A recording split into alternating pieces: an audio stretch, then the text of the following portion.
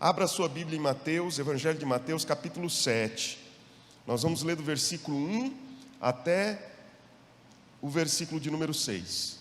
Evangelho de Mateus, capítulo 7, do versículo 1 até o versículo 6. Daqui a pouco nós vamos participar da ceia também. Então nós temos esse momento último do nosso culto como um momento de muita significância, de muita importância para nós, porque é quando ouvimos a palavra e quando também participamos da ceia. São meios de graça, são meios pelos quais Deus comunica a graça ao nosso espírito e nos fortalece a fé. Mateus capítulo 7, verso 1 em diante diz assim: não julguem, para que vocês não sejam julgados, pois com o critério com que vocês julgarem, vos julgarão também. E com a medida com que vocês tiverem medido, vocês também serão medidos. Por que você vê o cisco no olho do seu irmão, mas não repara na trave que está no teu próprio? Ou como você dirá a seu irmão: deixe que eu tire o cisco do seu olho, quando você tem uma trave no seu próprio? Hipócrita, tire primeiro a trave do seu olho, e então você verá claramente para tirar o cisco do olho do seu irmão. Não deem aos cães o que é santo, nem joguem as suas pérolas diante dos porcos, para que estes não as pisem com os pés, e aqueles, voltando-se, não estraçalhem vocês. Até aqui.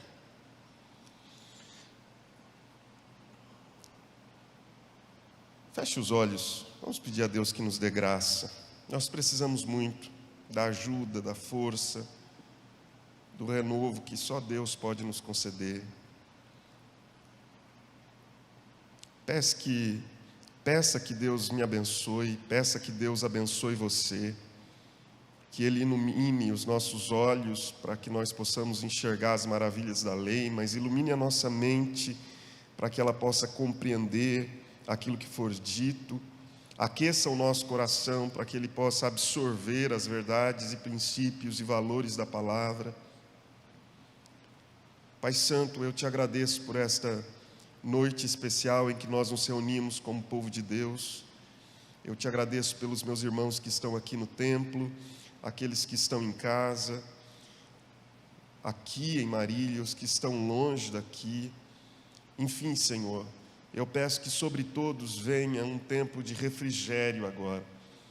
Sobre a minha vida eu peço graça.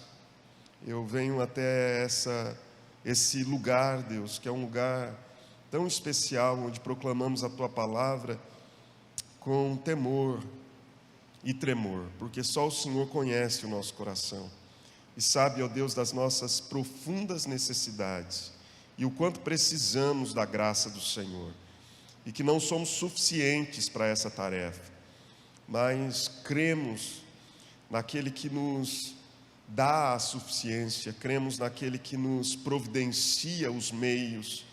Então, meu Senhor, que através do Teu Espírito, todos os meios necessários para que a Tua palavra alcance o coração de cada um de nós sejam providenciados, a fim de que esta palavra produza mudanças na nossa vida, Senhor.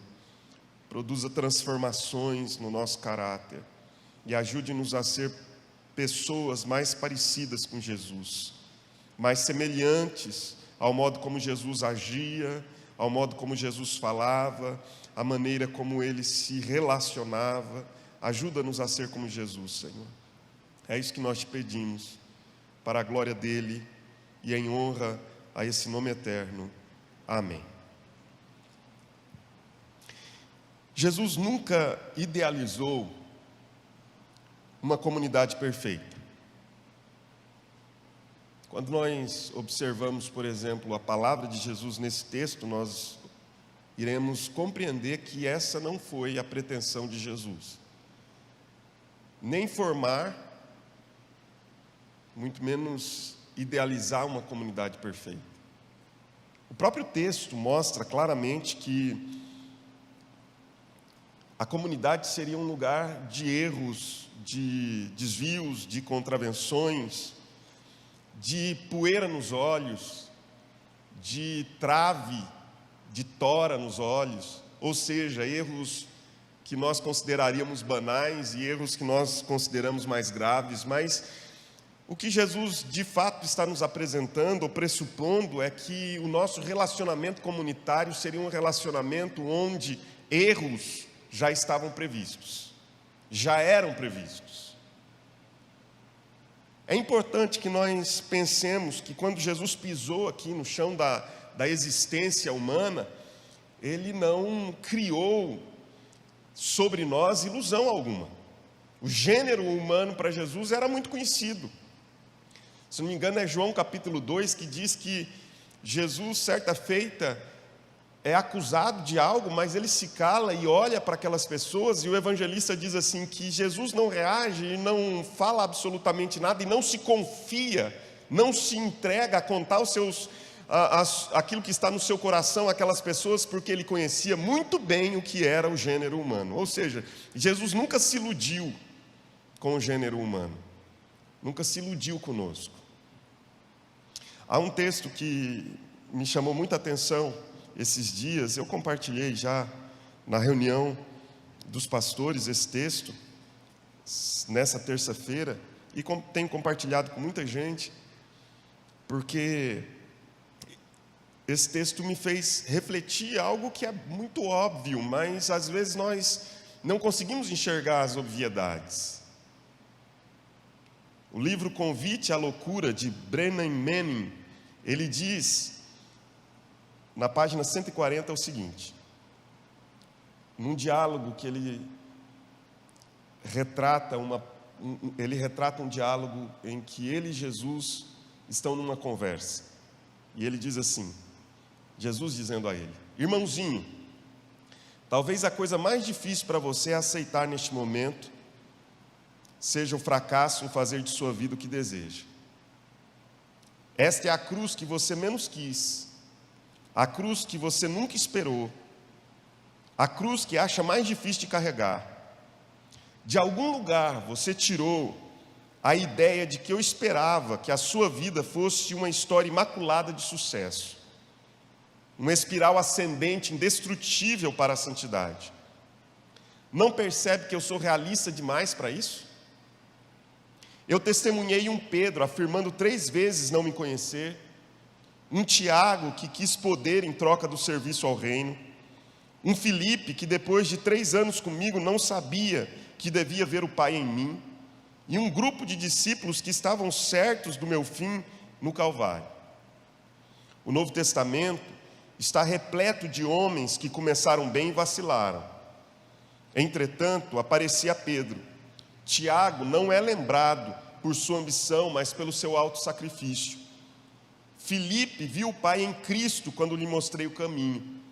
E os discípulos, antes desesperados, tiveram coragem suficiente para me reconhecer no estranho que repartia com eles o pão na escuridão da estrada de Emaús. A questão é esta: eu espero mais fracassos de você do que você espera de si mesmo. Eu acho que esse texto do Brennan Manning, retrata muito bem um pouco daquilo que Jesus pensava sobre a comunidade, a igreja. Às vezes, do lado de fora você ouve muitas críticas. Eu já ouvi pessoas dizendo: eu não vou lá porque eu conheço fulano, e fulano frequenta lá, e eu sei disso, e disso, e disso, e disso. É que a nossa vida não aparece no telão, né? Já pensou se nessa noite Jesus viesse aqui e dissesse assim: bom, então eu vou revelar os segredos de vocês nesse telão agora?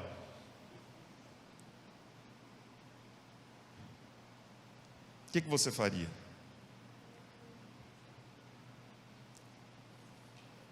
Sairia correndo? Pelo menos de máscara você já está.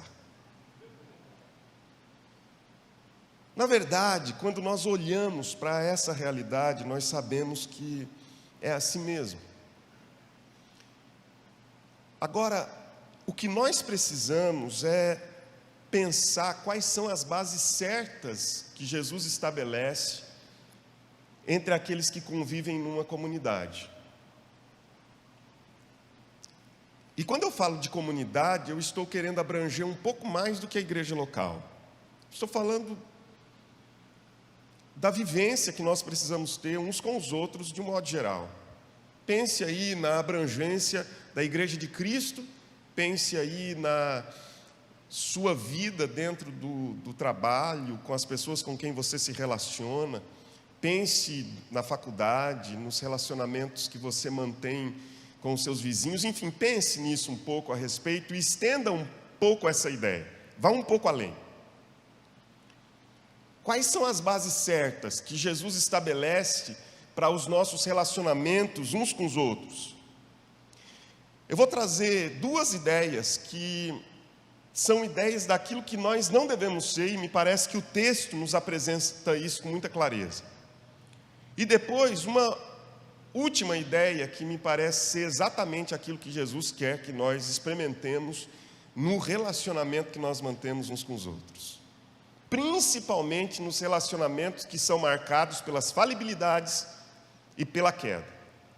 Porque lembre-se disso, meu irmão, todos nós somos seres falíveis e caídos. E eu costumo dizer que nós não somos apenas seres caídos por causa da queda de Gênesis 3. Eu costumo dizer que nós somos seres em queda.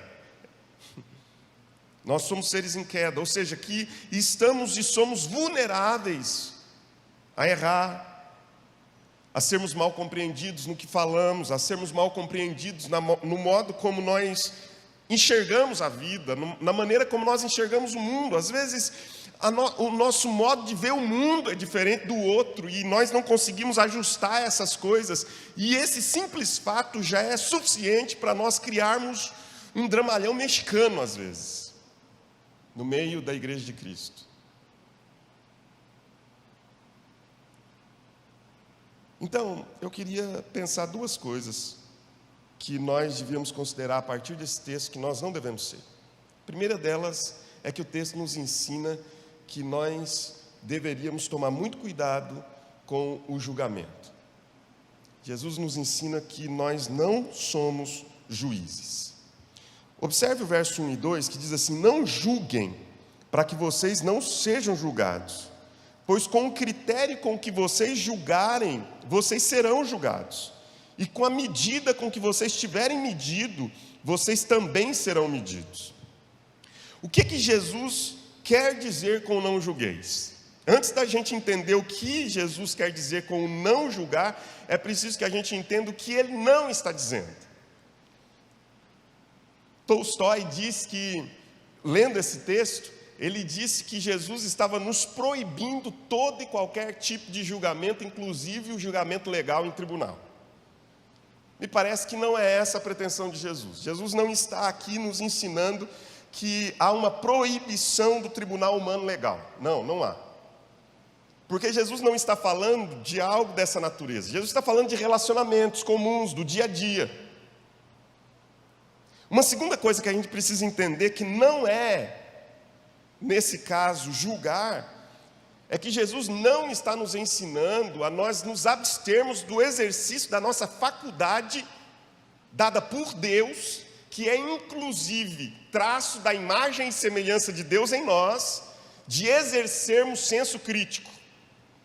O grande problema, talvez, da igreja evangélica, da igreja de Cristo no mundo, é a incapacidade que ela tem de, muitas vezes, exercitar senso crítico. Há muitas pessoas que ouvem tudo, recebem tudo e não julgam absolutamente nada, porque quem disse? Quem disse foi o pastor fulano, e ele é ungido do Senhor, então eu não posso tocar. Não. Nós fomos dotados por Deus de capacidade de discernimento, de exercer senso crítico. Eu li o versículo 6 apenas para que eu e você pudéssemos pensar que, por exemplo, Jesus diz: não deem aos cães, nem aos porcos o que é de valor, pérola.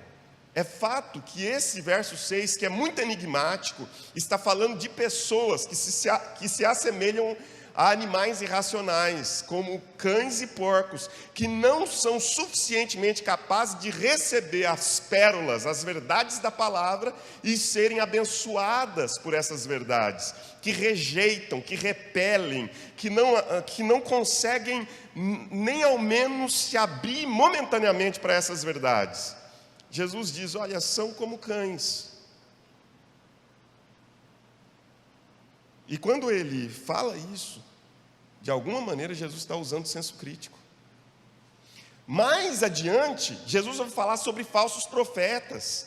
Como é que a gente identifica falsos profetas, se não através de discernimento, exercendo o senso crítico? É óbvio que Jesus não está falando sobre essa capacidade que nós temos, que foi dada por Ele, porque é inclusive um traço da imagem e semelhança de Deus em nós, de exercermos senso crítico, discernimento, que é inclusive um dom do Espírito, discernimento de espíritos. Mas o que significa então? Eu penso que nós precisamos atentar para o fato que Jesus está dizendo que nós não podemos nos tornar pessoas com uma profunda censura, condenação, alguém que vive num patrulhamento contínuo para descobrir erros e falhas nos outros.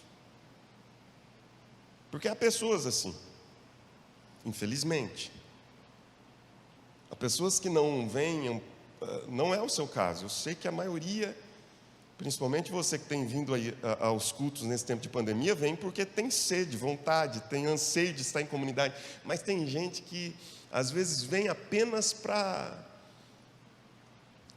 Eu já te contei a vez que eu, lá em Goiânia, terminei a mensagem e aí eu saí, e aí veio uma irmã e me disse assim, uma senhora da igreja, eu, jovem, né, com 21, 22, 23 anos, não me lembro ao certo, pastoreei Goiânia, eu estava entre 21 e 26 anos, então, mais ou menos aí. E quando eu era seminarista, eu havia comprado uma gravata que tinha o Mickey. Você lembra, Tiago, dessa gravata do Mickey? Não lembra? O Tiago tinha uma também. Aí eu tinha aquela gravata do Mickey. E por alguma razão era uma gravata vermelha do Mickey, assim, então tinha ceia no dia, eu estava de gravata, camisa branca, terno. E eu fui para a porta, como é costume a gente fazer, né? E aí a irmã veio, olhou para mim e falou: pastor, não consegui ouvir uma linha daquilo que você falou. E eu falei: minha irmã, por quê? O que aconteceu? Fiquei prestando atenção nessa gravata.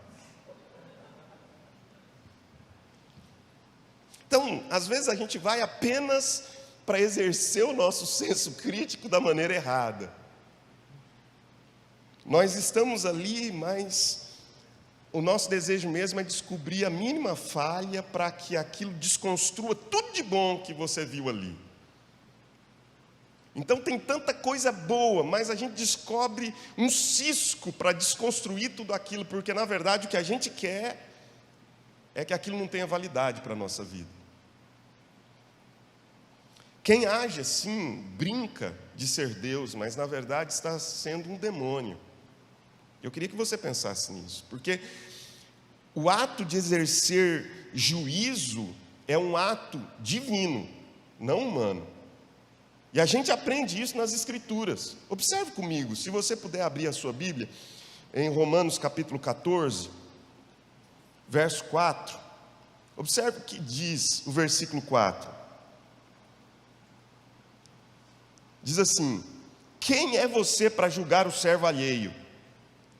Quem é você para julgar o servo alheio? Por que Paulo diz isso aqui? Porque ele está dizendo assim: quem é você para julgar o servo que não é teu? O servo do outro. Paulo está fazendo uma referência clara aqui, que nós não servimos uns aos outros no sentido de estarmos submetidos aos caprichos uns dos outros.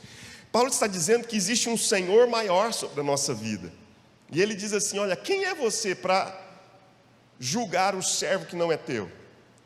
tem um Senhor sobre a vida dele que tem o direito de exercer julgamento. E ele não é você. Esse Senhor não é você. Então, a pergunta é: quem é você para julgar o servo alheio? Aí, vá por favor até 1 Coríntios capítulo 4 e observe o que diz o texto nos versículos 4 e 5.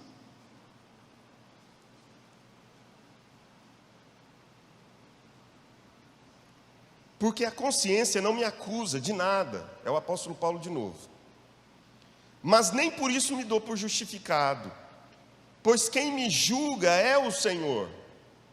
Portanto, não julguem nada antes do tempo, até que venha o Senhor, o qual não somente trará à plena luz as coisas ocultas das trevas, mas também manifestará os desígnios dos corações. Veja, Paulo deixa claro que quem julga é o Senhor, e ele diz: até que venha o Senhor, porque quando ele vier, o que ele vai fazer? Ele vai trazer luz para aquilo que está oculto, motivações, e ele vai discernir com clareza os desígnios do coração. Por que nós não devemos julgar?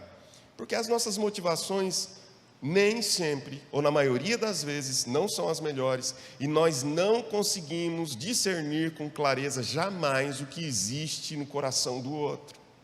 Os desígnios do coração são ocultos a nós. Nós somos incapazes de pisar nesse solo sagrado chamado coração humano.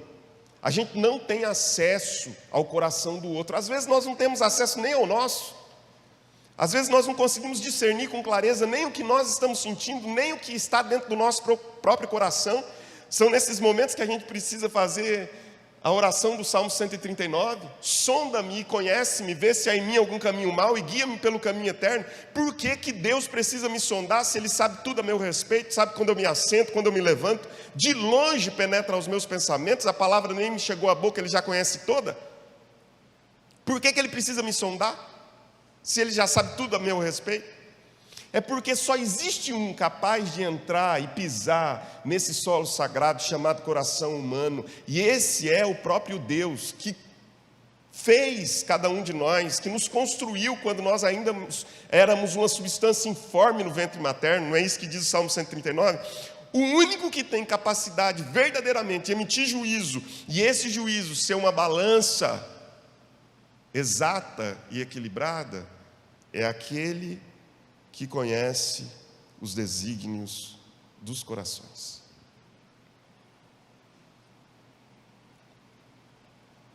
Portanto, nenhum ser humano está qualificado a ser juiz de outro ser humano, pois nenhum ser humano pode ler os corações, pode avaliar todas as variantes, os motivos.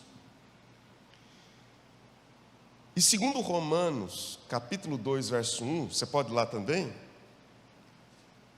Eu vou tentar ser o máximo breve a partir de agora, porque daqui a pouco a gente tem que fazer a ceia, né? Mas Romanos capítulo 2, verso 1, a palavra de Deus diz assim, ó. Esse texto é muito esclarecedor. Por isso você é indesculpável quando julga os outros.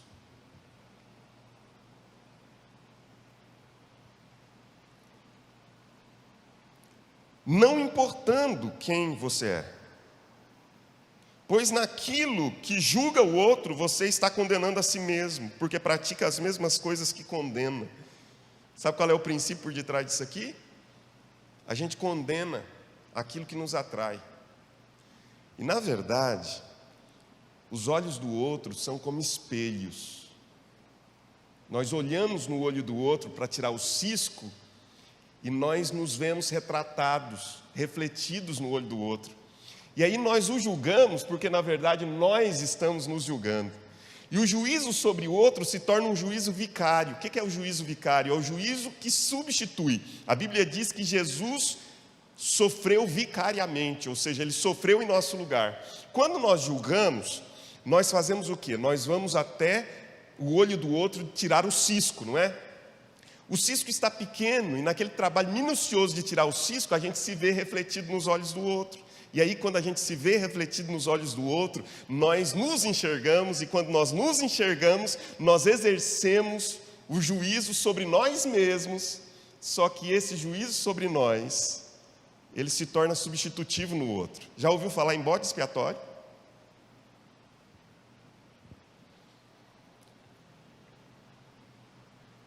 E aí, o que acontece? Nós não estamos emitindo juízo sobre o outro, mas sobre nós mesmos. Mas nós nos sentimos melhores assim, porque nós estamos transferindo sobre o outro a culpa que é nossa. E aí o apóstolo Paulo diz assim: quando você julga o outro, você está condenando a si mesmo, porque pratica as mesmas coisas que condena, porque você está se enxergando nos olhos do outro, sem perceber, ato falho. Martin Lloyd Jones diz que a ordem para não julgar possui 3 considerações básicas e indispensáveis. Primeiro, lembre-se que você mesmo será julgado. Você mesmo será julgado por um Senhor.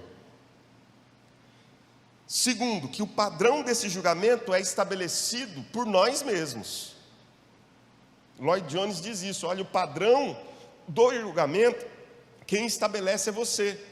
Porque o texto de Mateus capítulo 7 diz: não julgueis para que vocês não sejam julgados, porque com a medida com que vocês medirem, vos medirão também. Você estabelece o padrão do julgamento. Você estabelece com a autoridade, o peso com que esse julgamento vai acontecer. Por quê? Tiago capítulo 3, verso 1 diz algo interessante. Diz assim: não vos torneis muitos de vós mestres, porque haveremos de receber muito maior juízo. Ou seja, o mestre é aquele que tem autoridade para ensinar. O mestre é aquele que tem o conhecimento para ensinar. Logo, aquele que estabelece a autoridade e o conhecimento receberá juízo de acordo com a autoridade e conhecimento que tem. A quem muito foi dado, muito será cobrado. E por fim, ele diz: você não está preparado para essa tarefa. Três coisas básicas. Primeiro, lembre-se que você mesmo será julgado. Segundo, lembre-se que você estabelece o padrão do julgamento. E terceiro, você não está preparado para essa tarefa. Por quê? O texto diz: você tenta tirar o cisco que está no olho do teu irmão, mas não reparas, não percebe a trave que está no teu próprio olho. Tem uma tora nos seus olhos, mas você está lá atento ao cisco, a poeirinha que está no olho do seu irmão. Você não está preparado para essa tarefa. Não repara nisso? Sendo assim, irmãos, nós não podemos ser juízes. E a primeira coisa que o texto está nos ensinando é isso: nem juízes. Nessa comunidade, nós não somos juízes, porque o que censura com muita veemência, irmãos, e faz críticas severas, é talvez quem mais mereça ser criticado. Não há indivíduos tão sensíveis à crítica como aqueles que vivem criticando os outros. Em segundo lugar, o texto diz, a partir do versículo 3, o seguinte. Vamos lá, para a gente caminhar. Porque você vê o cisco no olho do seu irmão, mas não repara na trave que está no teu próprio? Ou como você dirá a seu irmão: deixe que eu tire o cisco do seu olho, quando você tem uma trave no seu próprio?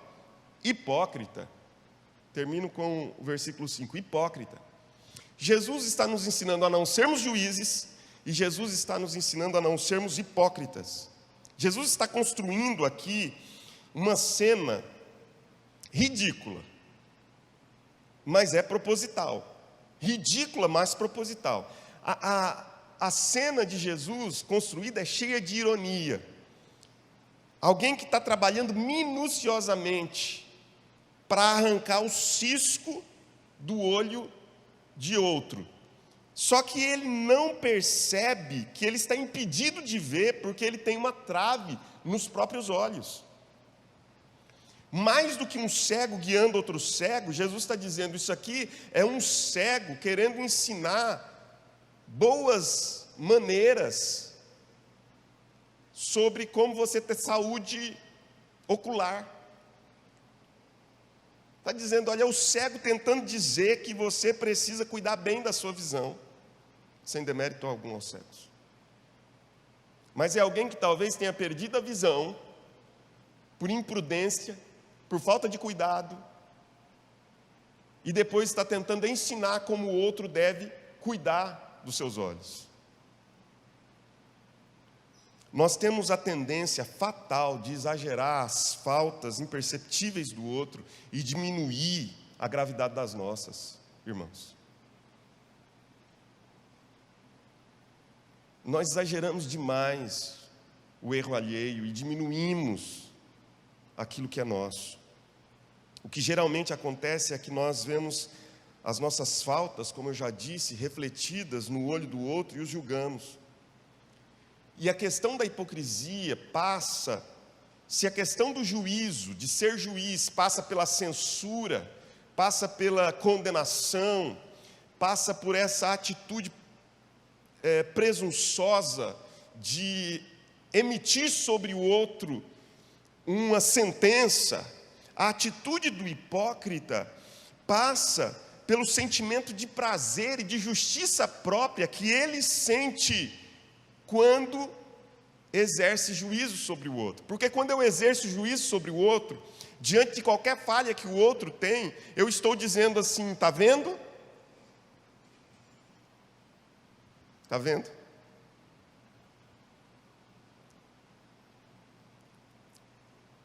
Eu posso não ser isso, mas pode perceber que isso eu não faço. E isso gera um sentimento de prazer, isso produz um sentimento de justiça própria.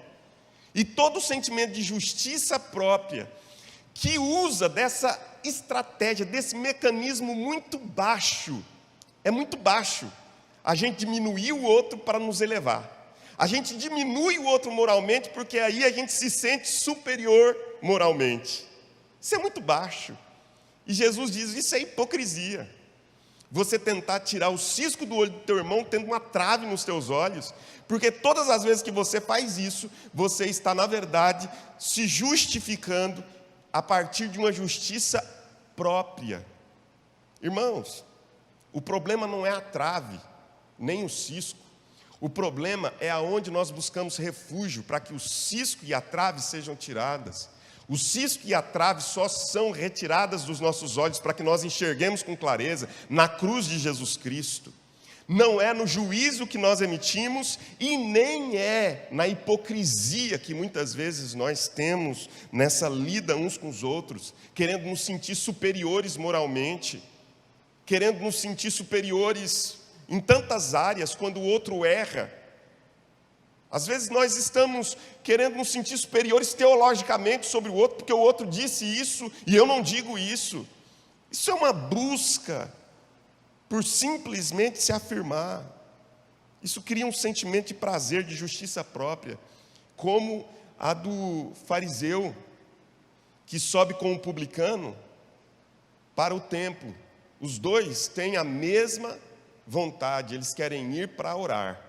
Só que o fariseu ora de si para si mesmo, é a oração do espelho. E o hipócrita gosta de um espelho, porque o hipócrita, a palavra hipócrita vem de ator, significa ator. É aquele que fica se maquiando, é aquele que quer mostrar algo que não é. Então ele precisa do espelho, e ele ora de si para si mesmo.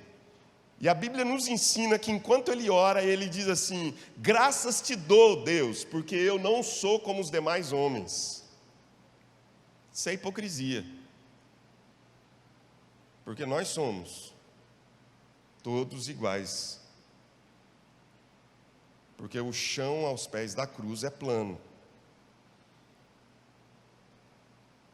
E esse sentimento hipócrita gera o quê? Um prazer e uma justiça própria. Eu não sou como os demais.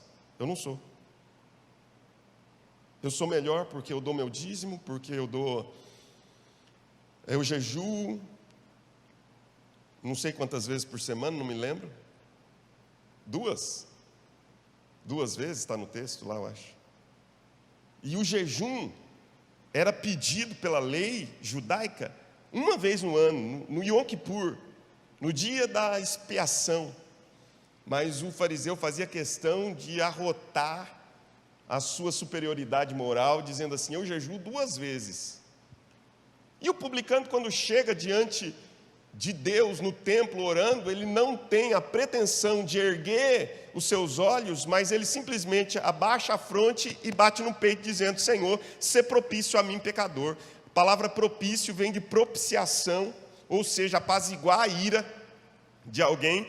E a propiciação ou propiciatório era uma tampa que ficava sobre a arca da aliança.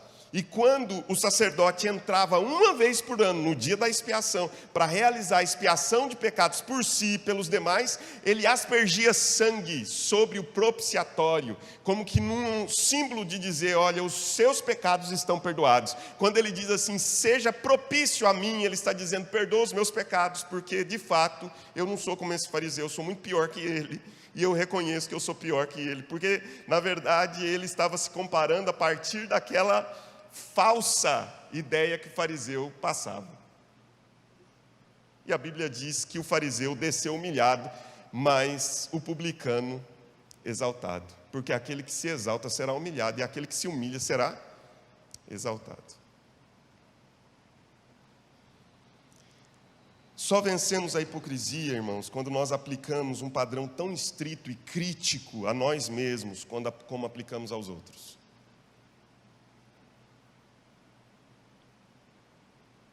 Assim, não só não julgaremos os outros, mas também não seremos julgados, porque já nos julgamos a nós mesmos. 1 Coríntios 11, 31. Hoje é dia de ceia, e esse texto está no contexto da ceia. Se nos julgássemos a nós mesmos, não seríamos julgados.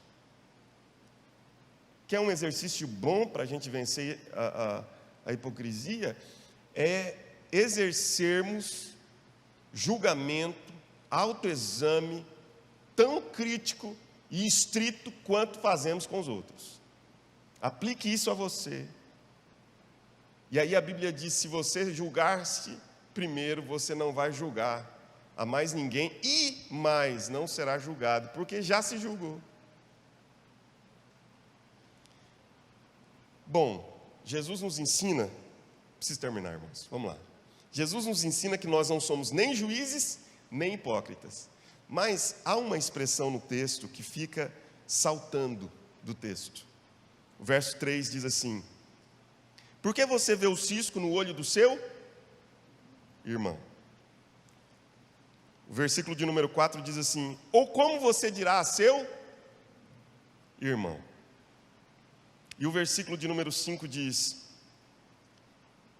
então você verá claramente para tirar o cisco do olho do seu irmão. Jesus está desconstruindo o cenário de um tribunal para construir a imagem de uma família. Jesus está dizendo assim: olha, vocês não estão num tribunal, embora às vezes pareça que nós estamos num tribunal de inquisidores. Mas Jesus diz: vocês não estão num tribunal. A metáfora aqui que vocês deveriam pensar da vida em comunidade, da igreja de Cristo, é a imagem de uma família, de uma casa, onde nós nos relacionamos uns com os outros como irmãos. Agora, preste atenção. Você já viu, ou talvez você tenha, no seu carro, um adesivo assim, ó, escrito assim: Deus deu a vida, não tem? E a gente gosta. Deus deu a vida para cada um cuidar da sua. Mas eu tenho uma péssima notícia à luz desse texto aqui e da palavra para te dar. A Bíblia não assina embaixo isso. Quando ela nos apresenta o cenário de família, está dizendo assim: numa família nós temos responsabilidades mútuas. Numa família, nós nos importamos com o outro. Numa família, o que afeta o outro me afeta. Numa família, o erro do outro me dói. Então, quando eu falo sobre não ser juiz nem hipócrita, eu não estou dizendo que cada um tem que viver a sua vida da maneira como quer, porque a vida é sua e eu não tenho nada a ver com isso. Não, numa comunidade nós temos a ver uns com os outros, porque, segundo o apóstolo Paulo, a figura da comunidade também é um corpo. E se machuca os pés, dói em outras partes do corpo. Então, nós temos responsabilidades uns com os outros. Nós não podemos simplesmente fechar os olhos para o erro. Jesus não está dizendo assim, olha, você não deve ajudar o seu irmão a tirar o cisco do olho dele. O que Jesus está dizendo é que você não deve ser um juiz desse cisco e nem ser um hipócrita que tem uma trave no seu tentando tirar o cisco do outro. O que Jesus está dizendo é, hajam como irmãos. Hajam como pessoas que possuem responsabilidades mútuas e recíprocas, uns para com os outros, mas essa responsabilidade de uns para com os outros vem tomada de profunda empatia. Porque para com o nosso irmão, nós não temos apenas simpatia. Simpatia é você ver uma pia cheia de louça até o teto e dizer assim, como eu gostaria de lavar a louça. Mas vou assistir televisão. Empatia é você ver a pia cheia de louça até o teto e você dizer, eu preciso lavar essa louça e eu vou lavar, porque senão um outro vai ter de lavar no meu lugar. E eu me coloco no lugar do outro. Empatia é você se colocar no lugar do outro e gerar conexão com a dor do outro. Gerar conexão. Teve uma mulher beliscando o marido, eu não sei porquê. Eu vi, apesar das máscaras, eu vi caretas. Mas a questão, irmãos, é que empatia significa nós gerarmos conexão. Conexão. E essa conexão significa, se eu estivesse no lugar do outro, como eu me sentiria?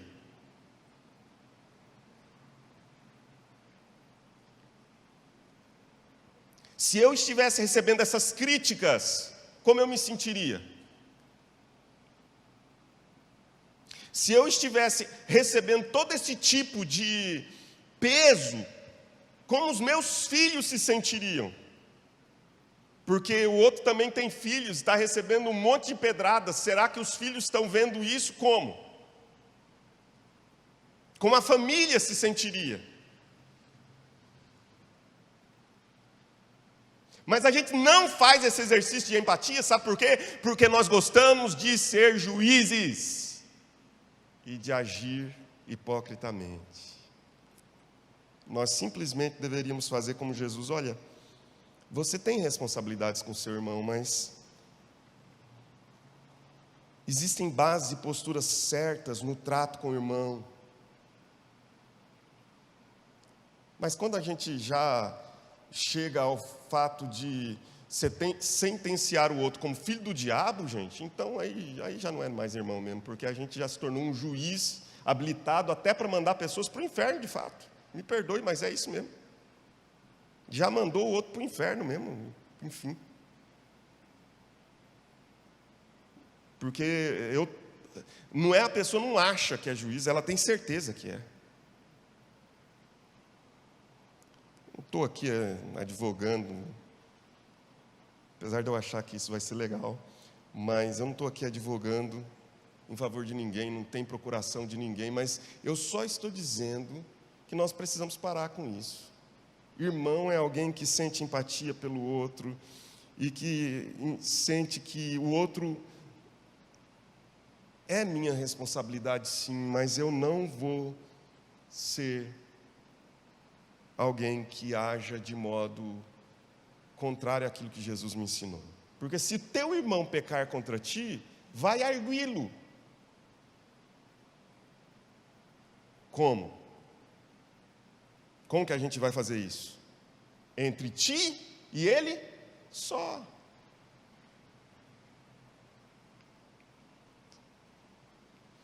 A parábola dos 2 filhos nos mostra que nosso irmão não deve ser visto como nosso inimigo ou adversário, irmãos. Quando o irmão mais novo volta,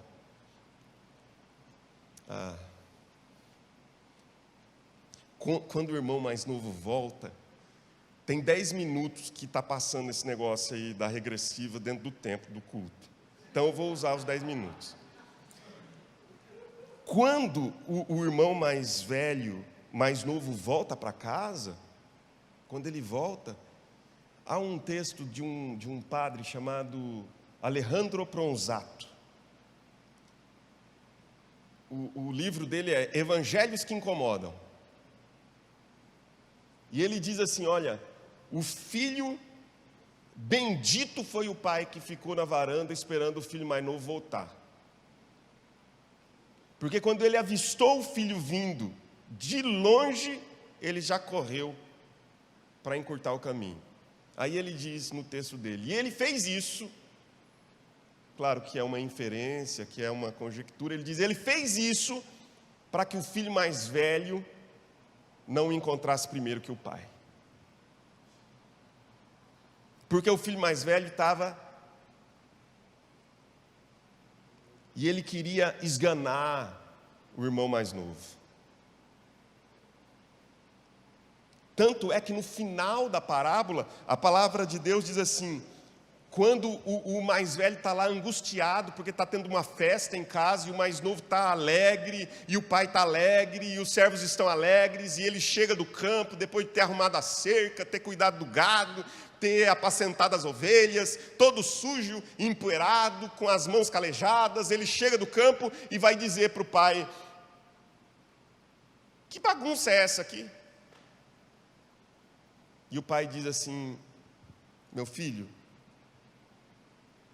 é uma festa, porque o seu irmão mais novo estava perdido, foi achado, e a gente está dando uma festa para nos regozijarmos pela volta, pela chegada dele aqui. Ele diz, mas pai, eu estou há tantos anos contigo e você nunca me deu um cabrito para eu festejar, fazer um churrasco com meus amigos. E o pai diz, meu filho, tentando conciliá-lo, diz o texto, meu filho, tudo que é meu, é teu. Você não precisava nem me pedir, era só você ir pegar e fazer a festa, porque a casa é tua, o cabrito é teu, o gado é teu, as ovelhas são tuas, você tem direito a tudo isso aqui. Entretanto, preste atenção nisso, entretanto era necessário que nós nos regozijássemos, porque esse teu irmão, é teu irmão, não é teu adversário, não é teu inimigo, não é alguém que está contra você, ou pelo menos não deveria estar contra você e você contra ele. É teu irmão, é alguém que deveria ombrear com você, estar do seu lado, e você estar do lado dele. Mesmo que ele esteja errado. Estava morto e reviveu. Estava perdido e foi achado. Portanto, irmãos, sigamos o conselho do apóstolo Paulo. Em Gálatas capítulo 6. Irmãos, versículos 1 a 5. Irmãos, diz Paulo, se alguém for surpreendido em alguma falta, vós que sois espirituais, corrigi-o com espírito de brandura e guarda-te, para que não sejas também tentado. Levai as cargas uns dos outros, e assim cumprireis a lei de Cristo, porque se alguém julga ser alguma coisa não sendo nada, a si mesmo se engana, mas prove cada um o seu labor, e então terá motivo de gloriar-se, unicamente em si, e não no outro, porque cada um levará o seu próprio fardo. Levai as cargas uns dos outros. Portanto, irmãos, nem a severidade e censura da condenação de um juiz, nem a acusação que produz justiça própria e superioridade moral do hipócrita, mas a empatia responsável do irmão. É isso que Jesus está nos ensinando. Em nome dele, amém. Pai Santo, obrigado por essa noite e obrigado pela tua palavra, pelo tempo que o Senhor nos permite estudá-la. E obrigado por essa mesa que está agora diante de nós. Mesa essa que faz com que a graça do Senhor seja comunicada através do sacrifício da cruz de Cristo. Que o Senhor, ó Deus, esteja renovando as nossas forças e nos habilitando para as batalhas diárias que cada um de nós enfrentamos. Perdoa os nossos pecados, Senhor. Perdoa-nos. Eu te louvo e te agradeço, porque a tua palavra diz que o Senhor é aquele que nos ama e pelo seu sangue nos libertou dos nossos pecados. Sendo assim, ajuda-nos agora. Eu te peço isso em nome de Jesus. Amém. Eu queria pedir aos meus irmãos pastores que viessem aqui à frente agora para nós participarmos da ceia juntos.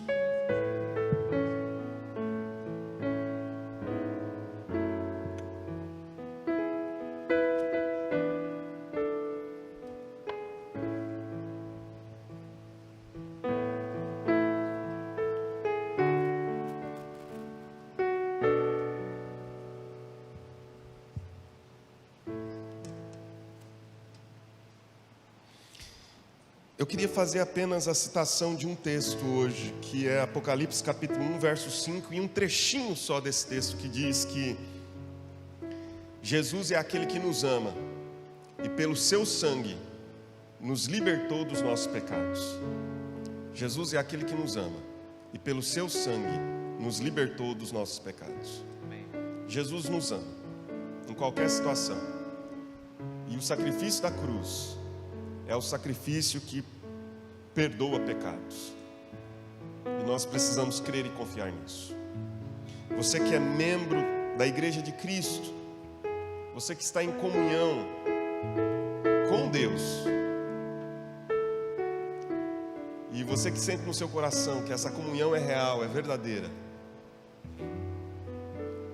mais do que comunhão com uma igreja, com um hall de membros de uma igreja, mas você que está em comunhão com Deus, sabe que o teu relacionamento com Deus é verdadeiro. Você está convidado a participar conosco da ceia do Senhor nesse momento. Nós vamos ficar de pé.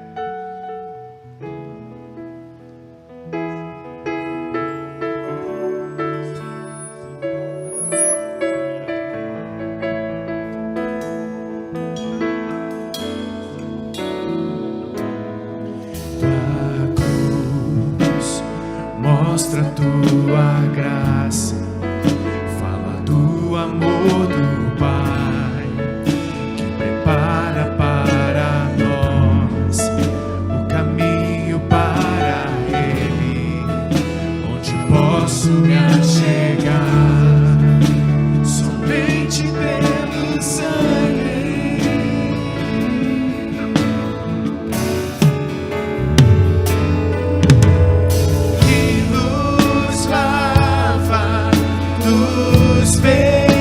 Pecados que nos traz restauração, nada além do sangue, nada além do sangue de Jesus,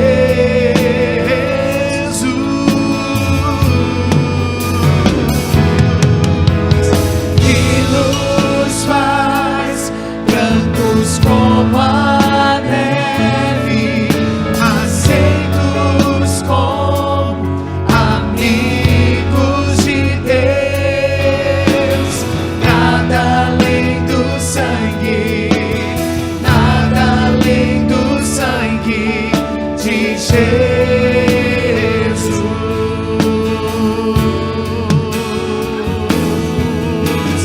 que nos lava dos pecados,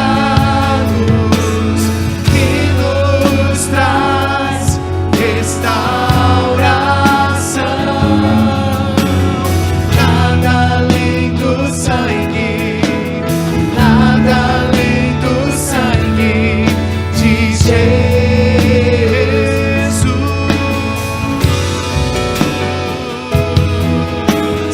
que nos faz brancos como a neve, aceitos como amigos de Deus.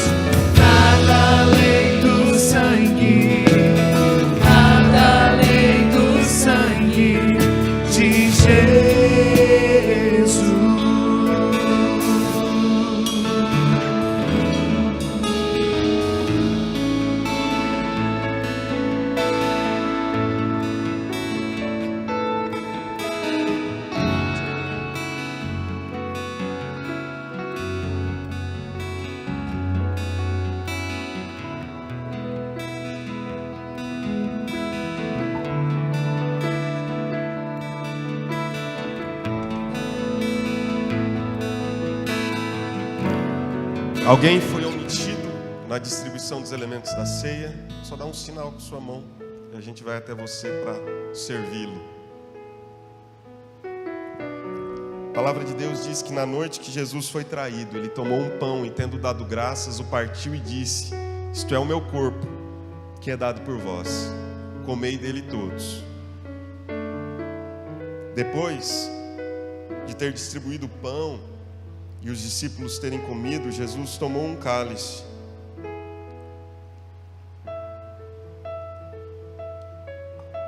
e disse: isto é o meu sangue, o sangue da nova aliança, que é derramado em favor de muitos, para a remissão dos pecados. Porque todas as vezes que nós comermos do pão e bebermos do cálice, nós nos lembramos da morte do Senhor, até que Ele venha. Vamos orar nesse momento? O pastor Guto vai nos dirigir a Deus uma palavra de oração. Pai bendito, obrigado, Deus, porque o Senhor nos dá a chance de sermos alimentados espiritualmente, através, Pai, do Teu sangue e do corpo, representados aqui, Pai. Na Sua presença real, nós somos abençoados e alimentados. Que o Senhor seja glorificado nesta ação e nessa distribuição. Recebe a glória deste momento. Obrigado pelo sacrifício na cruz. Obrigado pela Tua obediência. Obrigado porque isto aqui nos trouxe salvação. Toda a honra e toda a glória, Pai, por este banquete, seja dado para Ti em nome do Senhor Jesus. Amém e amém. Amém.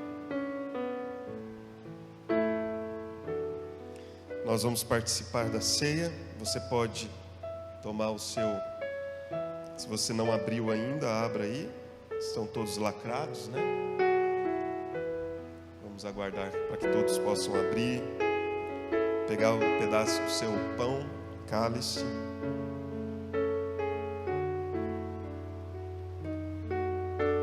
Nós vamos comer do pão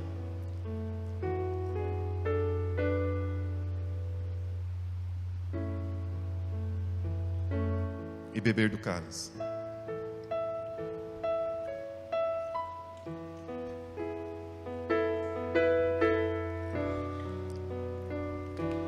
E que o Senhor vos abençoe e vos guarde, que Ele levante o rosto sobre vós e vos dê a paz. Que a graça do nosso Senhor e Salvador Jesus Cristo, o amor de Deus, o nosso Pai, e a comunhão e o consolo do Espírito sejam e permaneçam sobre nós agora e para sempre.